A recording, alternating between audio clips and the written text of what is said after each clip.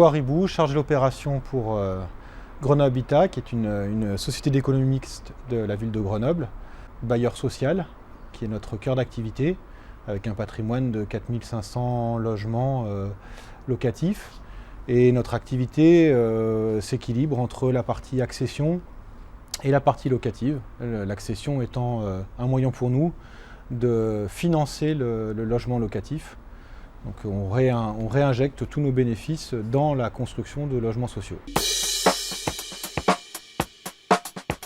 Notre opération se situe dans un quartier un peu emblématique de Grenoble, quartier de l'Esplanade, au contrefort de la Bastille, où il y avait une volonté de remettre un petit peu en valeur le béton, qui a été une grosse richesse dans la ville de Grenoble.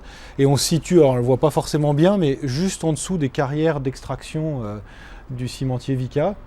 Donc voilà, l'idée de s'insérer encore mieux dans ce quartier, dans son histoire.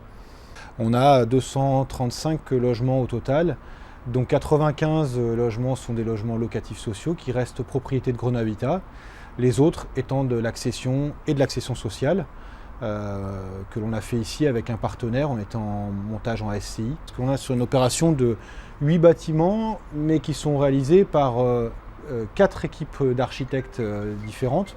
On a au total 5 cabinets d'architectes qui ont concouru à la réalisation de ce projet.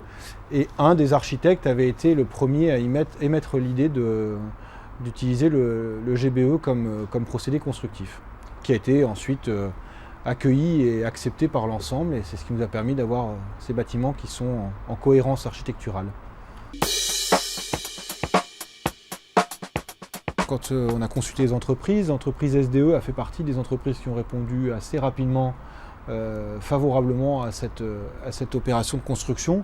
Il était important pour nous de choisir une entreprise qui avait un recul et une expérience dans la construction de bâtiments en GBE. L'entreprise SDE est une entreprise de très haute qualité pour nous, un partenaire régulier dans nos projets de construction. Moi, ce que j'ai apprécié, et ça a quand même une grande dimension écologique, notamment quand on n'est pas loin d'un cours d'eau comme ça, c'est de ne pas avoir d'isolant par l'extérieur qu'on vient poser.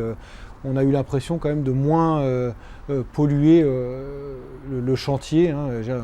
On voit tous les bâtiments où il y a de l'isolant, du polystyrène qui est découpé avec une quantité de billes de polystyrène qui volent dans tous les sens. Là, le chantier était tenu plus propre. Le sentiment aussi qu'il y a peut-être moins de déchets de construction parce que les bâtiments sont coulés, le béton est utilisé comme on en a besoin. Et puis c'est vrai qu'on est dans un site où il y avait la complexité de construire assez rapidement ces bâtiments et comme on l'avait évoqué, le fait d'avoir des bâtiments qui se construisent et qui sont tout de suite en aspect fini limite le nombre d'intervenants. Les contraintes sur site, parce qu'on était quand même sur beaucoup de bâtiments qui se construisent en même temps. On est sur un sous-sol commun de garage. À des endroits, on est en limite de voirie publique. C'est vrai que de ne pas avoir eu besoin de monter les échafaudages pour les façades et autres était un aspect assez séduisant du procédé pour limiter sa complexité de réalisation. On s'était rendu compte que les bâtiments étaient particulièrement confortables. C'est au niveau des consommations.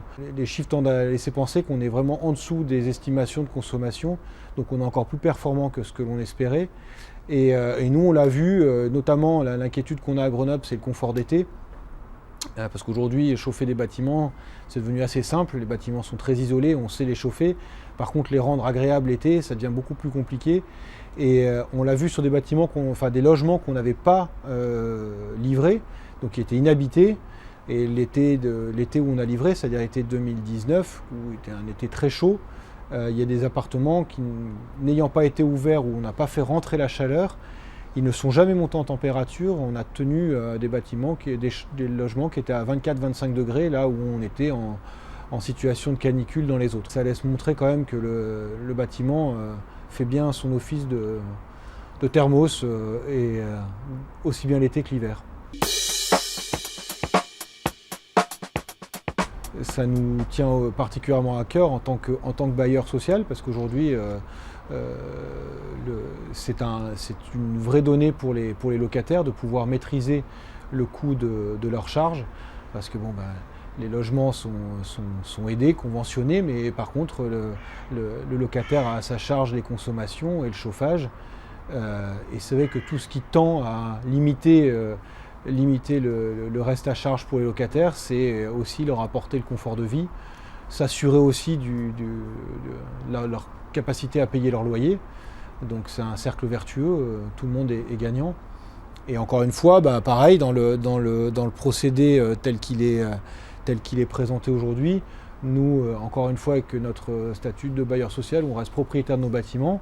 Se dire qu'on n'a pas à réintervenir sur des gros travaux d'entretien sur les façades parce que ce n'est pas des enduits qu'il faut refaire tous les 10 ans, ça a une vraie valeur ajoutée.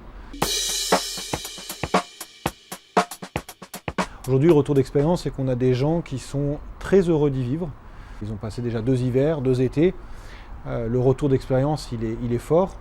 Nos discussions aussi avec le syndic qui nous dit qu'effectivement les provisions pour charges vont être revues à la baisse parce que les bâtiments sont très peu énergivores.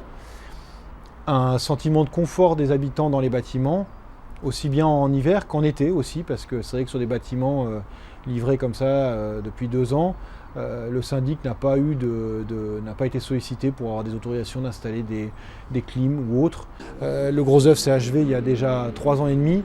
Voilà, le bois a un peu grisé, il a pris sa patine comme on le voulait, mais il s'accorde encore mieux avec le béton.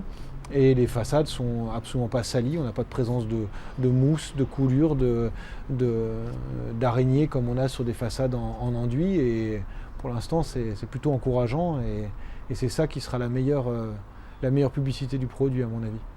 On est très satisfait du retour qu'on a sur ce bâtiment-là. C'est un procédé que l'on conservera dans nos choix quand ils s'y prêteront, mais pour l'instant c'est sûr que c'est une expérience qui est positive pour nous. Il faut qu'on construise encore beaucoup de bâtiments en GBE pour qu'on se serve de l'expérience passée comme argument de vente.